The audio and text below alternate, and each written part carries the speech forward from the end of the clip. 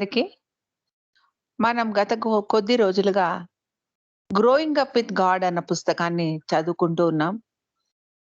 బావూజీ గారి కుమార్తె అయినటువంటి షీలా కల్చురి తన చిన్ననాటి జ్ఞాపకాలన్నీ తాను బాబా సమక్షంలో పెరుగుతున్న సమయంలో జరిగినటువంటి ఆ విషయాలన్నీ కూడా ఈ పుస్తకంలో ఎంతో వివరంగా పొందుపరచడం జరిగింది. నిన్నటి రోజున మనం రమ ఇంటిలో పని మనిషికి, ఆది పని మనిషికి జరిగినటువంటి ఆ పోట్లాటలో ఆమె ఆది పని మనిషి ఎప్పుడు కూడా రమ ఇంటి పని మనిషిని పోట్లాడి పనికి రాకుండా తరిమేయడం గురించి నిన్న విన్నాం. రమ పని మనిషితో పోట్లాడి ఆమెను ఆది పని మనిషి తరిమేసింది. ఈ విషయం బాబాకు ఉత్తరం రాయలేదు షీల. అప్పుడు బాబా ఏకాంతవాసంలో ఉన్నారు. బాబా చాలా రోజులుగా రమా నుండి ఉత్తరాలు రాలేదే. వారిని స్వయంగా మెహరాజాద్‌కు పిలిపించారు. విషయం తెలిసి మెహరా ఇలా అంది. రమాకు తన పుట్టింటిలో కాలికొకరు, చేతికొకరు నౌకర్లు ఉండేవారు. ఇప్పుడు ఇలాంటి పరిస్థితి వచ్చింది. ఆదికి చెప్పి వెంటనే రమా కోసం ఒక మంచి పని మనిషిని వెదికి పెట్టమని చెప్పండి బాబా అని అడిగింది మెహ్రా. ఆది ఇంకొక స్త్రీని రమ ఇంటికి పని చేయడం కోసం నియమించాడు. రమాకు, ఆది పని మనిషికి ఏదో ఒక విషయం మీద గొడవ జరుగుతూనే ఉండేది. మార్చ్ 17వ తారీఖు 1968వ సంవత్సరంలో ఆ పోట్లాట తారస్థాయికి చేరింది. బాబా ఆ విషయాన్ని తెలుసుకొని అందరినీ మెహ్రాజాద్‌కు పిలిపించారు. బాబా ఆరోగ్యం ఆ రోజు అంత బాగాలేదు. ఆ విషయం రమాకు గాని, షీలాకు గాని తెలియదు. బావు కోపంగా బాబా ఆరోగ్యం బాగాలేదు. మీరు బాబాకు ఇలా సమస్యలు ఎందుకు తీసుకొస్తున్నారు? బాబా ఏకాంతంలో చాలా కఠినమైన కార్యాన్ని చేస్తున్నారు. ఇప్పుడు మీరు కూడా బాబాకు సమస్యలు తెస్తున్నారు అని మందలించాడు బావు. బాబా అందరినీ మండలి హాలులోకి పిలిచి ఇలా అన్నారు. ఈరోజు ఏదో పెద్ద అవాంతరం జరగాల్సి ఉంది. ఇక్కడ మెహ్రాజాదులో ఉన్న వారందరూ బాధలు పడాల్సి ఉంది. మధ్యాహ్నం 12:15 ఏదో జరగబోతోంది. అది చాలా గంభీరమైన విషయం. అది అందరికీ జరగదు. నాకు మాత్రమే జరిగి ఉండేది. ఈరోజు ఏమి జరుగుతుందో, దానిని ఈరోజు రమ ఎలా అడ్డుకుంటుందో మీరెవరూ ఊహించలేరు.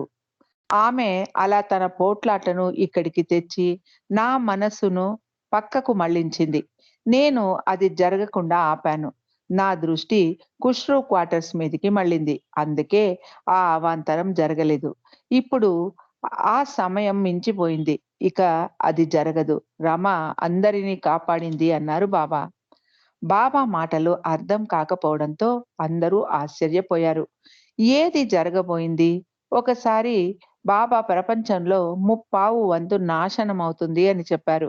అది ఇదేనా అనుకున్నారు. కానీ సరిగ్గా 10 నెలల తర్వాత మధ్యాహ్నం 12:15 బాబా సూచించిన ఆ సమయంలోనే బాబా ప్రాణత్యాగం చేశారు. అప్పుడు మాత్రం అందరికీ అర్థమైంది బాబా దేన్ని గురించి సూచన ఇస్తున్నారో అని. బాబా ఆదికి చెప్పి అతడి పని మనిషిని ఖుష్రూ క్వార్టర్స్‌లోకి కాలు పెట్టకుండా పంపించేయమన్నారు. ఆది కనీసం ఒక నెల రోజుల సమయం ఇవ్వండి బాబా అని అడిగాడు. బాబా ఒప్పుకోలేదు. ఇప్పుడు ఈ క్షణమే ఆమెను పంపించేయి అన్నారు బాబా. ఆది ఆమెను ఒకసారి మెహరాజాద్‌కు తీసుకొచ్చి బాబాతో మాట్లాడించాలని అనుమతి కోరాడు. ఆమె, ఆది, రమ కుటుంబం అందరూ బాబా వద్దకు వచ్చారు. బాబా ఆ పని మనిషితో ఇలా అన్నారు. శిలువ వేయబడ్డప్పుడు జీసస్ జీసస్‌కు ఆ మేకులు గుచ్చుకొని ఎంత బాధ అనుభవించాడో నీకు తెలుసా? ఈరోజు నువ్వు రమ అనుమతి తీసుకోకుండా ఆమె పెంచిన మొక్కలలో పూసిన పూలను నాకు తెచ్చి సమర్పించావు. ఆ పువ్వులను నాకు సమర్పించినందుకు నేను అంతకంటే కూడా ఎక్కువ బాధను పడుతున్నాను. నా వాళ్ళతో నువ్వు అలా పోట్లాడినప్పుడు అది నన్ను అమితంగా బాధిస్తుంది. నేను ఎంత బాధను తట్టుకుంటున్నానో నీకు లేశమాత్రం కూడా అవగాహన లేదు. నువ్వు నాకు పువ్వులు ఇవ్వడం లేదు. నాకు బాధలు ఇస్తున్నావు, కష్టాలు ఇస్తున్నావు అన్నారు బాబా. ఆదితో బాబా ఇలా అన్నారు. నీకు రమ కుటుంబం గురించి తెలియదు. ఆమె ఎంత కష్టపడుతోందో, ఇక్కడ ఎలా జీవిస్తోందో నీకు తెలియదు. నేను ఏమి చెప్పినా ఆమె దాన్ని పాటిస్తుంది. నేను కృష్ణుడిగా యుద్ధ రంగంలో ఉన్నప్పుడు అర్జునుడు తన బంధువులతో యుద్ధం చేయలేను అన్నాడు. అప్పుడు నేను అతడితో భగవంతుడు ఏదైనా ఆదేశం ఇస్తే నా కుటుంబం, నా బంధువులు అన్న ప్రశ్నే ఉండకూడదు. భగవంతుడిని అనుసరించే వారందరూ భగవంతుడి కుటుంబమే. అర్జునుడు 100% విధేయత చూపించాడు. పాండవులు కృష్ణుడిని ప్రేమించారు కాబట్టి కృష్ణుడు వారి పక్కన ఉన్నాడు. నువ్వు నన్ను ప్రేమిస్తే నాకు విధేయుడుగా ఉండాలి అన్నారు బాబా. నా ఆదేశాన్ని పెడచెవిన పెడితే రక్త కన్నీళ్లు కారుస్తావు. నేను చాలా గంభీరంగా ఈ విషయాన్ని చెబుతున్నాను. ఇది పరిహాసానికి చెప్పేది కాదు. ఆ పని మనిషిని వెంటనే బయటికి పంపించు. ఆమెను మళ్ళీ బంగళాలోకి అనుమతించకు అన్నారు బాబా. బాబా, మీరు కఠిన ఏకాంతవాసంలో ఉన్నారు. మీకు ఎంతో ఆప్తులైన ప్రేమికులు కూడా వారిని కూడా మీరు కలవడం లేదు. అలాంటిది ఇంత చెడు సంస్కారాలు కలిగి ఉన్న ఈ పని మనిషిని మాత్రం మెహరాజాదుకు ఎందుకు అనుమతించారు? అని అడిగింది షీలా. ఒకే ప్రదేశంలో చెత్త అంతా పేరుకుపో జయబాబా అండి?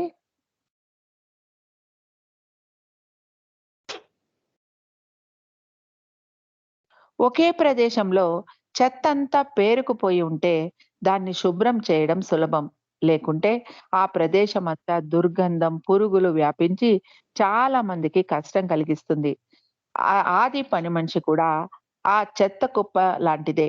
ఇప్పుడు నేను భౌతిక శరీరంలో ఉండగా ఆ చెత్తను శుభ్రం చేస్తున్నాను. కానీ ఆమె సరిపోతుంది అని నేననుకోను. ఆమెకు అవకాశం దొరికితే ఇంకా ఎక్కువ చెత్తను ప్రోగు చేసుకుంటుంది. మళ్ళీ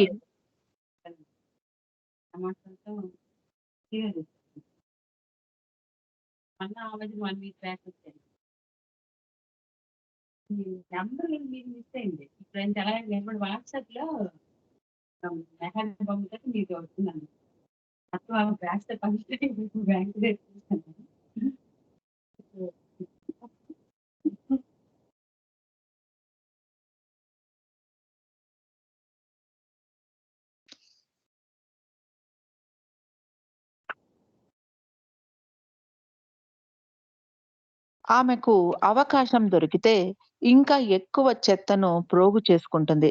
మళ్ళీ నేను దాన్ని తొలగించాలి అన్నారు బాబా. బాబా మరియు మండలి గురుప్రసాద్‌కు ఏప్రిల్ 1వ తేదీన బయలుదేరి వెళ్లారు. 3 నెలలు అక్కడే ఉన్నారు బాబా. ఆ సంవత్సరం బాబా కఠినమైన ఏకాంతవాసాన్ని గడుపుతూ ఉండడంతో రమాను, ఆమె పిల్లలను బాబా గురుప్రసాద్ అనుమతించలేదు. షీలాకు మే నెలలో పుట్టినరోజు గ్రీటింగ్స్ పంపించారు బాబా. జూలై నెలలో బాబా మెహ్రాజాద్‌కు మండలి హాలులో కూర్చొని బావు రాసిన గజల్స్ వింటూ ఇలా అన్నారు. బావు మరియు రమ సంపన్న కుటుంబాల నుండి వచ్చారు. అయినా వారికి ఎంతో తృప్తి ఉంది.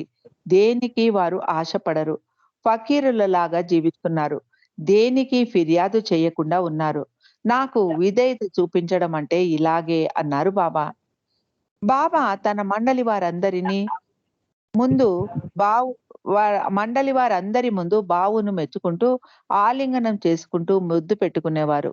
బావు బాబాకు సంపూర్ణ విధేయత చూపించేవాడు. బహుశా అందుకే బావు అంటే బాబాకు అంత ప్రత్యేకమైన ఇష్టం ఉండేదేమో అనుకునేది షీల. బావు బాబాతో పేచీ పెట్టేవాడు కాదు. దేనికోసమో వాదించేవాడు కాదు. ఎప్పుడూ బాబాకు సంతోషపరచడానికే ప్రయత్నించేవాడు బావు. బావుకు ఏదైనా మనస్తాపం కలిగినా కూడా దాన్ని మొహం మీద చూపించుకునేవాడు కాదు. ఒకసారి బాబా బావు మొహం వైపు చూసి, "నీకు కోపంగా ఉందా?" అని అడిగారు. షీల బావు మొహం చూస్తే మామూలుగానే అనిపించింది. మరి బావు బావు కోపం గురించి ఎందుకు అడుగుతున్నారు అని ఆశ్చర్యపోయింది షీల. బావు తనకెలాంటి కోపము లేదు బాబా అని చెప్పాడు. కానీ బాబా, నాకు తెలుసు నువ్వు కోపంగా ఉన్నావు. నీ మొహం అలాగే ఉంది అన్నారు బాబా. చివరికి అసలు విషయం బయటకు వచ్చింది. బాబు స్వయంగా తనను బాధిస్తున్న సంగతి బాబాకు వివరించాడు. బాబా బావును ఆలింగనం చేసుకున్నప్పుడల్లా ఫ్రాన్సిస్ అసూయపడేవాడు. తనకు కూడా ఆలింగనం కావాలి బాబా అని బాబా వద్దకు వచ్చేవాడు. నిన్ను నేను పిలిచానా అనేవారు బాబా. బావు ఎప్పుడు ఆలింగనం కావాలని అడగడు. నువ్వు అడుగుతున్నావు. నాకు నిన్ను ఆలింగనం చేసుకోవాలని లేదు అన్నారు బాబా. బావుకైతే ఆలింగనం ఇస్తావు బాబా, మరి నాకెందుకు ఇవ్వవు అని వాదించేవాడు ఫ్రాన్సిస్. నేను నువ్వు నువ్వు చెప్పినట్టుగా నడుచుకోవాలా? ఆ చిన్న పిల్లలిద్దరిని చూడు. వారు ఆలింగనం కావాలని అడుగుతున్నారా? వారు అలా అడిగినా అర్థం ఉంది. వారు చిన్న పిల్లలు. కానీ నువ్వలా చిన్న పిల్లవాడివి కాదు కదా! అన్నారు బాబా ఫ్రాన్సిస్‌తో. ప్రేమ కోసం వేచి పెట్టుకోకూడదు. ప్రేమ అప్రయత్నంగా పుట్టాలి అంటూ మళ్ళీ బావును ఆలింగనం చేసుకున్నారు బాబా. ఒక హిందీ కొటేషన్ ఇలా వివరించారు బాబా. క్యా ముసీబత్ హై మన్ మే మన్ తేరీ మెహమాన్ హై. ఎంతటి తలనొప్పి పిలవకుండానే ఇంటిలోకి వచ్చి నీ అతిథిని అంటున్నాడు అన్న భావన ఉంది ఆ సామెతలో. మండలి హాలులో ఫ్రాన్సిస్ తన కరస్పాండెన్స్ మొదట చదవడానికి ఉత్సాహం చూపేవాడు. బాబా బాబు చదువుతున్న ఉత్తరాలు ముగిసిన తర్వాత నువ్వు చదువు అంటూ ఫ్రాన్సిస్‌ను వారించేవారు. ఒకసారి మండలి హాల్‌లో బాబాతో ఆది సీనియర్ ఏదో ఆధ్యాత్మిక ప్రశ్నను వివరించి చెప్పమని అడిగాడు. అదే సమయంలో బాబు టాయిలెట్‌కు వెళ్లి ఉన్నాడు. బాబా తన వివరణను వివరించబోతూ ఉండగా ఆది బాబు వచ్చే వరకు ఆగవచ్చు కదా బాబా అన్నాడు. ఇది ఇప్పుడు నేను చెప్పబోయేది చిన్న పిల్లల విషయం వంటిది. వసంత్ గారు బీడి వెళ్ళవళ్ళంట కలిసి బీఈడి చేశామండి. అనంతపురం వెళ్ళాం కలిసి.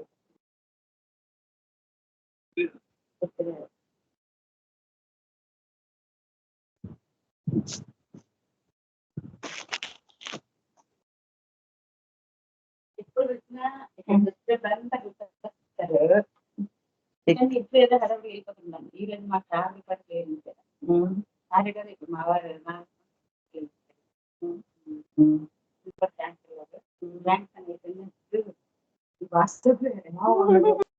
జయబాబా అండి. ఎంఎస్ అని వచ్చింది ఎవరిదో? Mayor one. ఓకే. సుశీల గారు. దయచేసి మ్యూట్‌లో ఉండండి.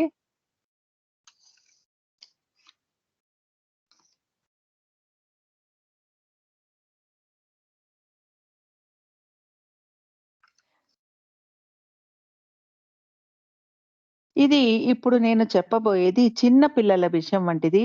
బావు చాలా వివేకవంతుడు. అతడికి ఇదంతా తెలుసు అన్నారు బాబా. అతడు ప్రత్యేకించి వినాల్సిన పని లేదు. నువ్వు ఈ ప్రశ్న అడిగితే నువ్వు ఈ ప్రశ్నను అతడినే అడిగి ఉంటే అతడే నీకు వివరించి చెప్పి ఉండేవాడు అన్నారు బాబా. బాబు ఒక మూల ఒద్దికగా కూర్చొని ఉంటాడు. కానీ అతడు సామాన్యుడు కాదు. పెద్ద మేధావి. నేను ఒక్క పదం చెప్పగానే బాబుకు మొత్తం అర్థమైపోతుంది. అతడికి పెద్ద వివరణలు అవసరం లేదు అన్నారు బాబా. ఆ రోజుల్లోనే బాబా ఏకాంతవాసం చేస్తూ మధ్యలో బాబుకు 'the nothing and the everything' పుస్తకం రాయడానికి పాయింట్స్ వివరించి చెప్పేవారు. బాబా కఠిన ఏకాంతవాసంలో పనిచేస్తూ ఉండగా బాబా అందరినీ బయటకు పంపించి ఒంటరిగా పనిచేసేవారు. ఒక్కొక్కసారి బావును మాత్రం గదిలో ఉండడానికి అనుమతించేవారు. మిగిలిన వారు ఆ గది వైపు కూడా చూడకూడదు అని ఆదేశించారు బాబా. గది తలుపులు, కిటికీలు కూడా మూయించేసేవారు బాబా. అలోబా సహజంగా కొంచెం కుతూహలం ఉండేది అతడికి. అది అతడి గుణం. బాబా గదిలోకి తొంగి చూడాలన్న కుతూహలం అధికంగా ఉండేది అలోబాకు. మెల్లగా కిటికీ అంచుల నుండి తొంగి చూసేవాడు. లోపల బాబా గది లోపల ప్రకాశవంతమైన వెలుగుతో నిండి ఉండిపోయేది. ఒక అపారమైన అగ్నిగోళం బాబా నోటి నుండి బయటకు వస్తూ కనిపించేది. దాన్ని బాబా తనలోకి ఇముడ్చుకుంటూ ఉన్నారు. ఇది చాలా భయంకరంగా భీతి కలిగించేలాగా ఉంది. అలోబా గబగబా దూరంగా వచ్చేశాడు భయపడుతూ. కానీ బాబా అలోబాను గమనించారు.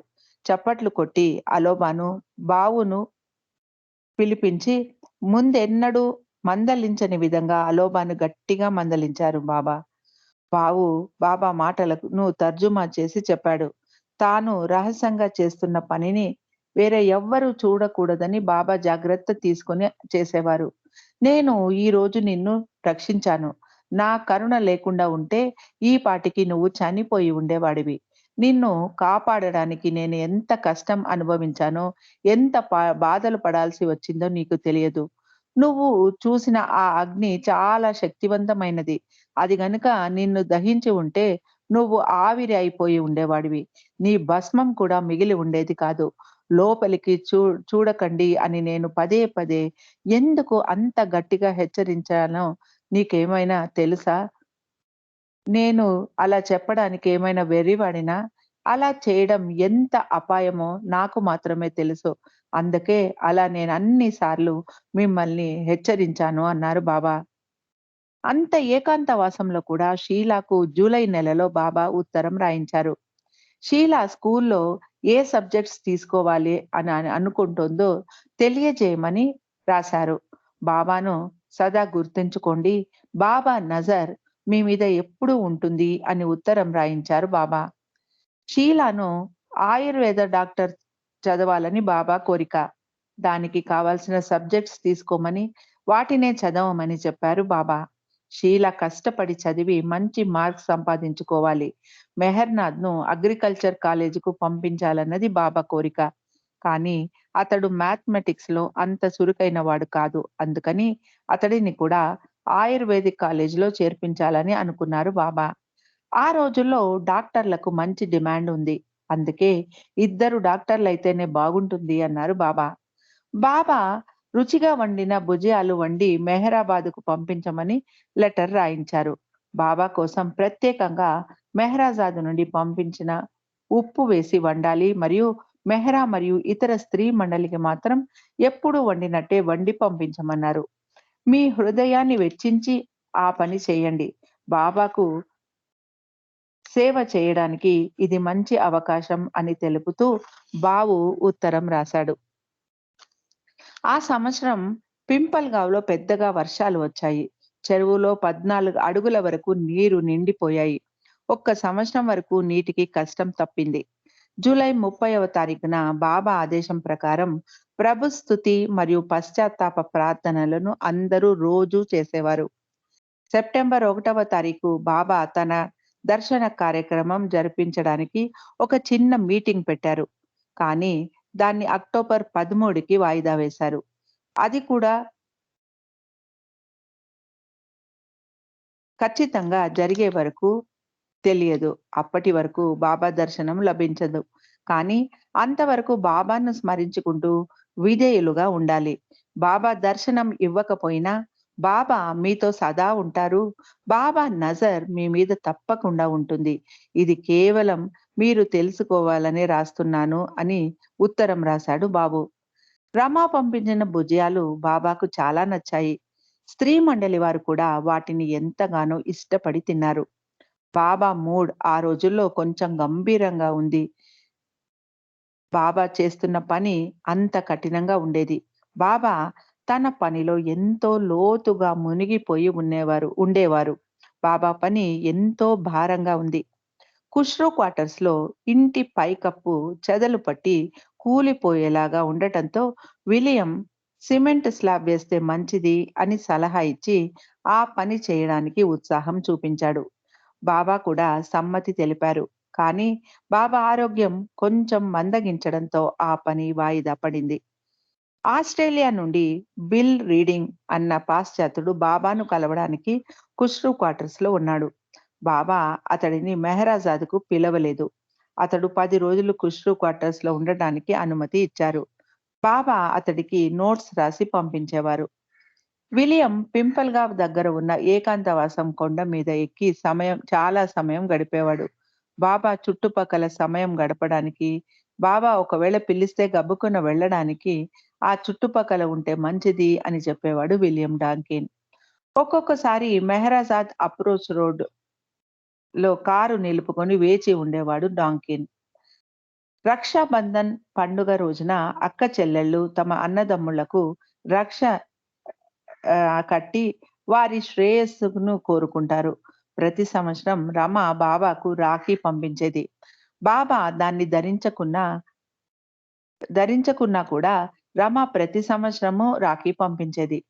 రమ బావు బావుకు కూడా ఒక రాఖీ పంపించేది. ఎరిచ్‌కు రమ అలా పంపించడం వింతగా అనిపించేది. సామాన్యంగా అన్నదమ్ములకు మాత్రమే రాఖీ పంపుతారు. మరి తన భర్తకు రమ ఎందుకు రాఖీ పంపించింది అని అనుకునేవాడు ఎరోజ్. రమ అలా బావుకు రాఖీ పంపించడం మంచిదే. ఎందుకంటే వారిప్పుడు భార్యాభర్తల సంబంధం కలిగి లేరు. ఇప్పుడు వారికి ఉన్నది అన్నా చెల్లెళ్ళ బంధమే అన్నారు బాబా. రమ పంపించిన రాఖీ అందింది. బాబా ఎంతో సంతోషంగా స్వీకరించారు. మెహర్‌నాథ్ మరియు బేబీ ఈ పండుగ రోజు పోట్లాడకోకుండా సామరస్యంతో మెలగాలి. బాబాకు సంతోషం కలిగించాలి. మీ ముగ్గురు రోజు గుడ్డు తినాలి. మెహర్‌నాథ్‌కు మటన్ వండి పెట్టండి. దాంతో ఎంతో మంచి పోషణ లభిస్తుంది అని బాబు చేత ఉత్తరం రాయించారు బాబా. ఖుష్రూ క్వార్టర్స్ దగ్గర ఉన్న సరోజ్ సినిమా నుండి వస్తున్న శబ్దం విలియంకు భంగం కలిగిస్తూ ఉండడంతో కంటోన్మెంట్ ఏరియాలో ఉన్న సరోజ్ మరియు విల్లుల ఇల్లు అయినటువంటి విల్లాకు మారిపోయాడు విలియం. షీలా నుండి మెహ్రాకు ఉత్తరాలు రాయడం ఆలస్యమైతే బాబా వెంటనే బావు చేత షీలాకు ఉత్తరం రాయించి మెహ్రాకు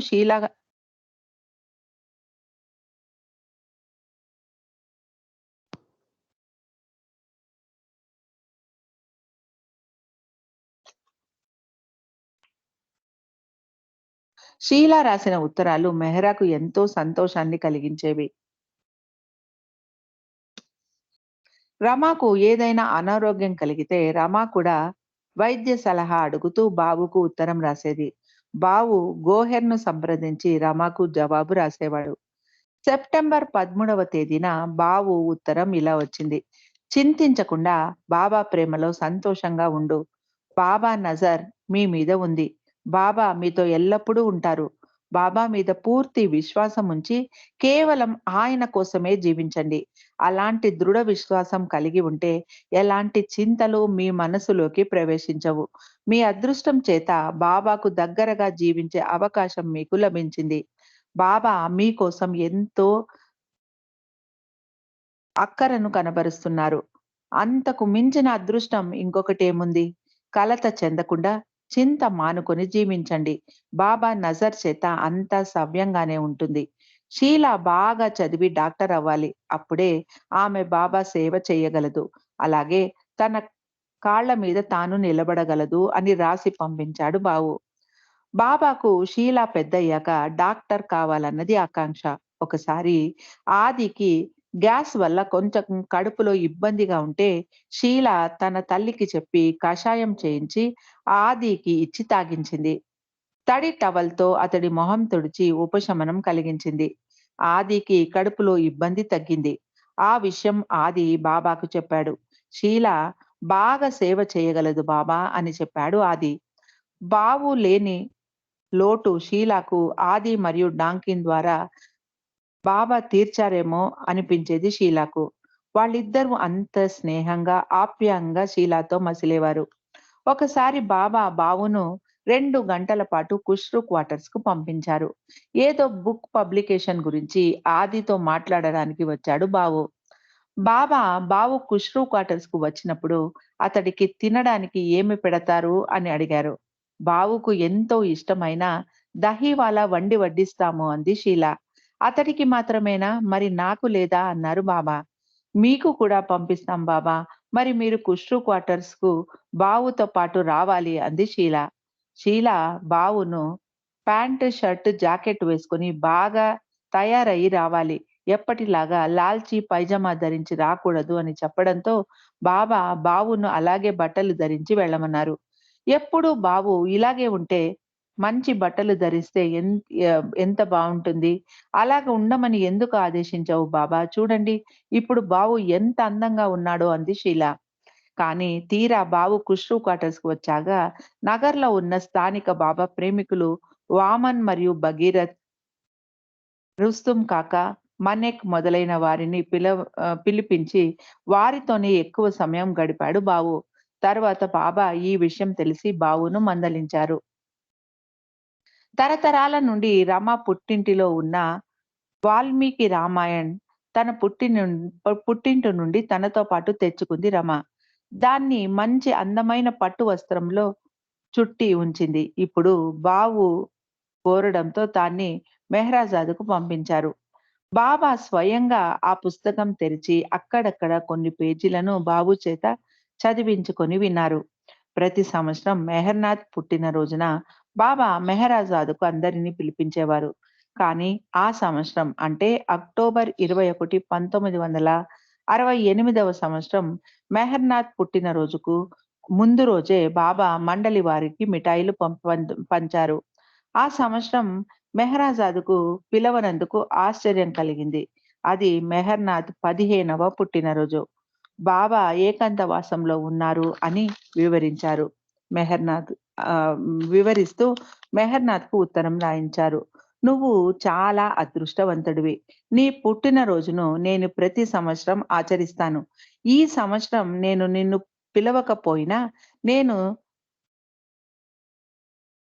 నేనే స్వయంగా ఇక్కడ ఆచరిస్తున్నాను" అంటూ బర్త్‌డే టెలిగ్రామ్ పంపించారు బాబా. మళ్ళీ 22వ తారీఖు మెహర్నాథ్ బర్త్‌డే రోజున బాబా మళ్ళీ అందరికీ స్వీట్స్ పంచి 2 సార్లు మెహర్నాథ్ పుట్టినరోజును ఆచరించారు. ఆ రోజు అందరికీ స్నానం చేసి రమ్మని బాబా మెహర్నాథ్ బర్త్‌డే సందర్భంగా అందరికీ ఆలింగనం ఇచ్చారు. బాబా అలా 2 సార్లు బర్త్‌డే ఆచరించడానికి కారణం రాబోవు సంవత్సరాలలో తాను భౌతికంగా ఉండబోను అని కాబోలు. అందుకే అప్పుడే 2 సార్లు ఆచరించారేమో అనుకున్నారు తర్వాత అందరూ. మెహర్‌నాథ్ చాలా బాధపడ్డాడు. అతడికి బాబాను చూడాలని ఉంది. కానీ బాబా మెహర్‌నాథ్ కోరికను తీర్చారు. మెహ్రాజాద్‌లో డాక్టర్ గ్రాంట్ బాబాకు హృదయ పరీక్ష చేయడానికి కార్డియోగ్రామ్ చేసే పరికరాన్ని తీసుకొని మెహ్రాబాద్ బాబా దగ్గరకు వచ్చాడు. బ్యాటరీలో పనిచేసే ఆ పరికరం ఏదో వ్యత్యాసం రావడంతో అది పని చేయలేదు. మెహ్రాజాద్‌లో అప్పటికే కరెంటు లేనందున బాబాను కారులో ఖుష్రూ క్వార్టర్స్‌కు తీసుకొచ్చారు ఆ టెస్ట్ జరిపించడానికి. ఆ రోజు దీపావళి సెలవు దినం కావడంతో షీలా మరియు మెహర్నాథ్‌లు ఇంటిలోనే ఉన్నారు. బాబా నీలిరంగు డొసోటో కారులో ఖుష్రూ క్వార్టర్స్‌కి రాగానే మొదట మెహర్నాథ్ బాబా కారును చూసి బాబా దగ్గరికి పరిగెత్తాడు. బాబా పిల్లలిద్దరిని దగ్గరికి పిలిచారు. కిల్నాని కుటుంబంలోని పిల్లలు కూడా ఉన్నారు. బాబా చుట్టూ పిల్లలు గుమిగూడారు. ఆ రోజు తాను ప్రత్యేకంగా మెహర్నాథ్ పుట్టినరోజు కోసమే వచ్చాను. ఈ కార్డియోగ్రామ్ చేయించుకోవడం అన్నది ఒక మిష మాత్రమే అన్నారు. బాబా మెహర్నాథ్‌ను గట్టిగా ఆలింగనం చేసుకున్నారు. అంతవరకు కిల్నాని కుటుంబంలోని పిల్లలు బాబా నీ పుట్టినరోజుకు నీ పుట్టినరోజుకు రాలేదు. మెడికల్ క్యాంప్ అని మెహర్నాథ్ మెహర్నాథ్‌ను వేళాకోళం చేశారు. ఇప్పుడు బాబా మాటలు మెహర్నాథ్‌కి ఆనందం కలిగించాయి. అదే చివరిసారిగా బాబా మెహరాజాదు నుండి బయటికి రావడం. ఆశ్చర్యకరంగా ఆది రూములో డాక్టర్ గ్రాంట్ ఆ కార్డియోగ్రామ్ పరికరాన్ని స్విచ్ ఆన్ చేయగానే అది బ్యాటరీతో బాగానే పనిచేసింది.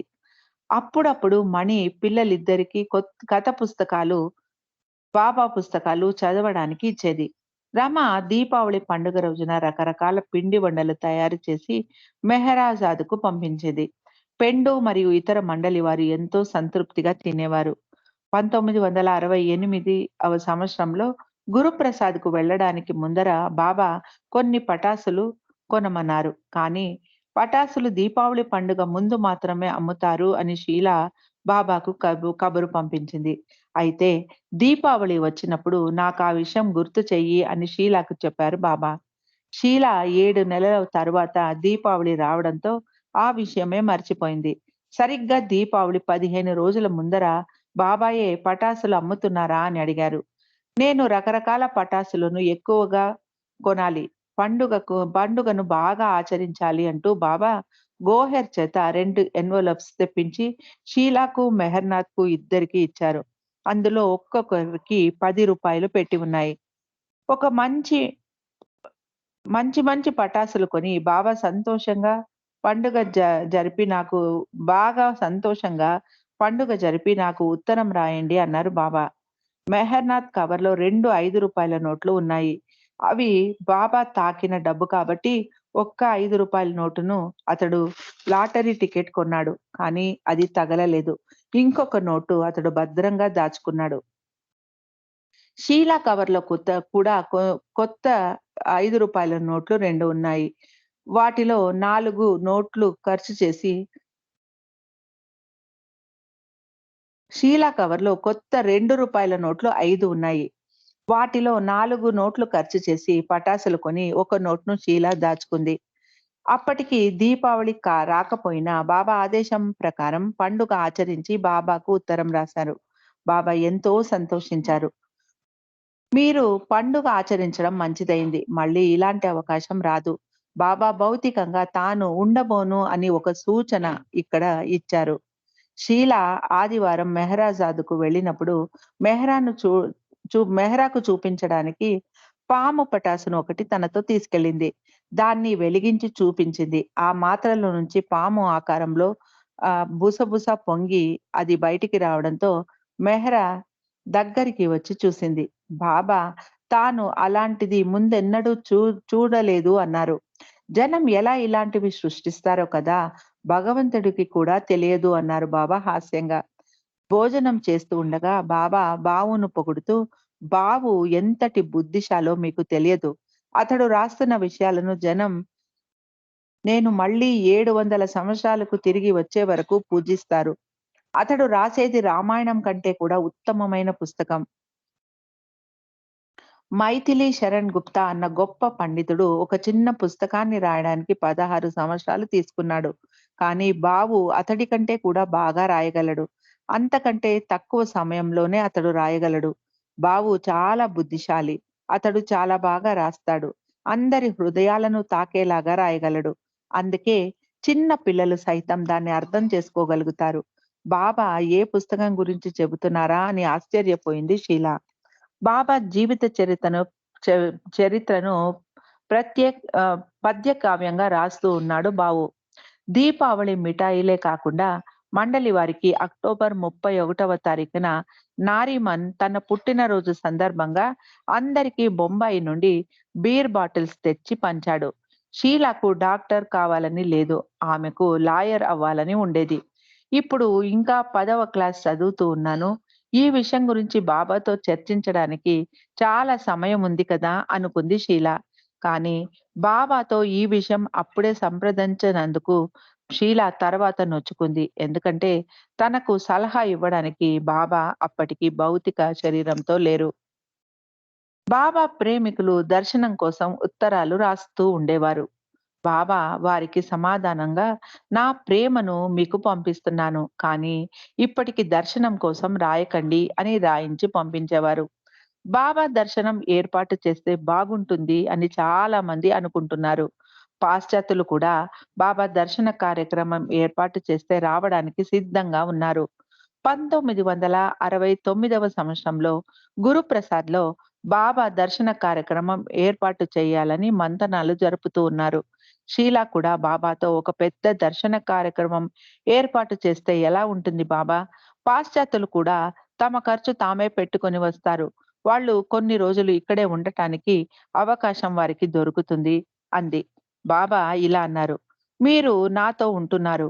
మీరు వేరు అంటూ తన చూపుడు వేలు కొంచెంగా చూపిస్తూ విధేయత అంటే వారికి ఇంత కూడా తెలియదు. వాళ్ళు నిజాయితీగా ఉంటారు. నన్ను ప్రేమిస్తారు. కానీ మీరు విధేయులుగా ఉన్నట్టు ఉండటానికి వారు ఇంకా సిద్ధంగా లేరు. వాళ్లకు ఆ సమయం ఇంకా రాలేదు అన్నారు బాబా. వాళ్ళు రాగానే నేను ఏదైనా ఆదేశం ఇస్తే వాళ్ళు పారిపోతారు. నేను నోట్లో పెట్టుకొని చప్పరించే లాలీపాప్‌నా? నేను అలాంటి దేవుడినా?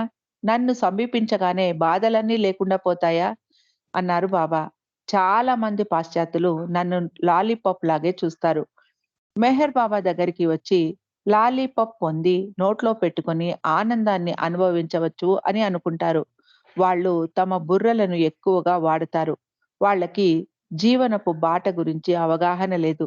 నా లాలీపాప్‌ను వారు నోట్లో పెట్టుకోగానే వాళ్ళ పళ్ళు రాలిపోతాయి.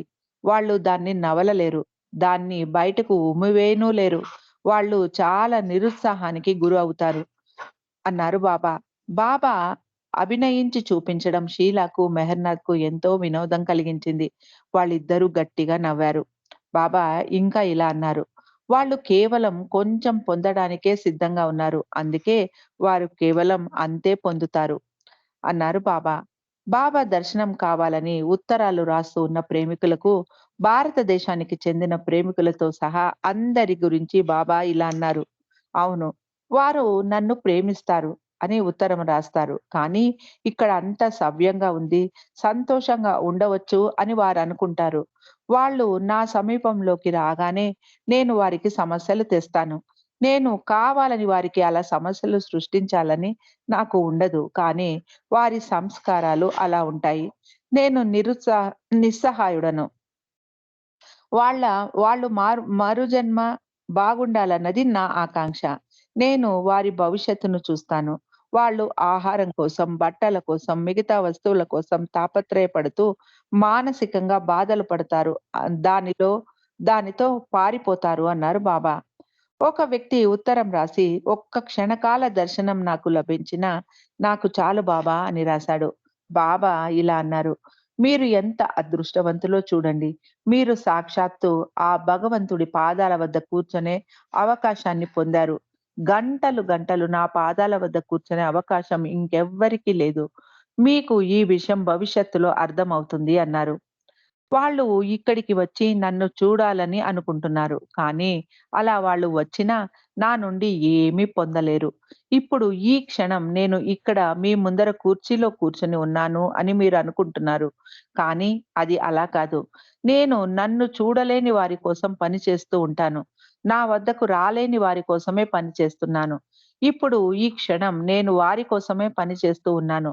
ఆ భగవంతుడు వారిని గుర్తు చేసుకుంటూ వారి గురించే పని చేయడం వారి అదృష్టం అన్నారు బాబా. వాళ్ళు దూర దేశాల నుండి వచ్చి నన్ను చూడాలని తపిస్తూ ఉత్తరాలు రాస్తారు. కానీ దానివల్ల వారికేమిటి లాభం? ఏమీ లేదు. ఇప్పుడు నేను వారికి ఏమి ఇస్తున్నానో వారి ఊహకు కూడా అది అందదు. నన్ను చూడని వారు చాలా అదృష్టవంతులు. ఎందుకంటే వారు ఎంతో ఎక్కువగా పొందుతారు. మీరే మీ కళ్ళారా చూస్తారు అన్నారు బాబా. వాళ్ళను ఇంకా ఎన్ని రోజులు వేచి ఉండమంటారు బాబా అని అడిగింది షీల. నా భౌతిక శరీరం లేకుండా పోయినప్పుడు నన్ను చూడని వారు అప్రయత్నంగా వస్తారు. మీరే ఆశ్చర్యపోతారు. మీ కళ్ళతో స్వయంగా మీరే చూస్తారు. వేలాది మంది జనం రావడం. అందుకే నేను ఇప్పుడు వారి కోసమే పని చేస్తూ ఉన్నాను. వాళ్ళు ఇక్కడికి వచ్చేలాగా సహాయం చేస్తున్నాను అన్నారు బాబా. ఈ అవకాశం మీకు భవిష్యత్తులో లభించదు. జనం మెహరాబాద్‌కు వచ్చినప్పుడు మిమ్మల్ని పక్కకి నెట్టేస్తారు. పండరాపురంలో లాగా జనం నిండిపోతారు. ఒక్క క్షణం ముఖద్వారం వద్ద తల తాకించి ముందుకు వెళ్ళిపోవడానికి ఎంతో ఖర్చు చేయాలని చేయాలి పండరాపురంలో. ముందు ముందు నా సమాధి లోపల కూర్చోవడానికి కొంచెం సమయం కూడా లభించదు అన్నారు బాబా. మెహరాబాద్ మోడువారిన మరుభూమిగా ఉంటుంది. ఇక్కడ పాములు, తేళ్ళు తప్ప ఏమీ లేవు. ఇక్కడికి ఎవరు వస్తారు అనుకుంది షీల. బాబా నవ్వి ఊరుకున్నారు. బాబా చుట్టూ జనం కూడా ఎక్కువగా లేరు. ఒకసారి షీల బాబాకు సూచన చేస్తూ, "బాబా, ఖుష్రో క్వార్టర్స్‌లో విలియంకు అనుమతి ఇచ్చినట్టు మిగిలిన వారికి కూడా అనుమతి ఇవ్వచ్చు కదా! ఆ బంగళా చాలా ఖాళీగా ఉంది. మిగతా వాళ్ళు మిమ్మల్ని సేవించడానికి వేచి ఉన్నారు" అంది షీల. "వాళ్ళు అలా చెయ్యలేరు. ఆ సమయం వచ్చినప్పుడు నేను వారికి అనుమతి ఇచ్చినప్పుడు ఎన్ ఎంతో మంది అలా రావడం జరుగుతుంది. అప్పుడు మీరు విసుగు చెంది వేసారిపోతారు. వాళ్ళు ఎందుకు వచ్చారా అని ఆశ్చర్యపోతారు" అన్నారు బాబా. బాబా చెప్పినట్టు బాబా శరీర త్యాగం చేసిన తర్వాత కొందరు పాశ్చాత్యులు ఇండియాకు మారిపోయి ఖుష్రు క్వార్టర్స్ లోనే ఉండసాగారు. జై బాబా అండి. ఈరోజు ఇక్కడ ఆపుకుందాం. మళ్ళీ మిగిలింది రేపు చదువుకోవడానికి ప్రయత్నం చేద్దాం. అందరికీ జై బాబా.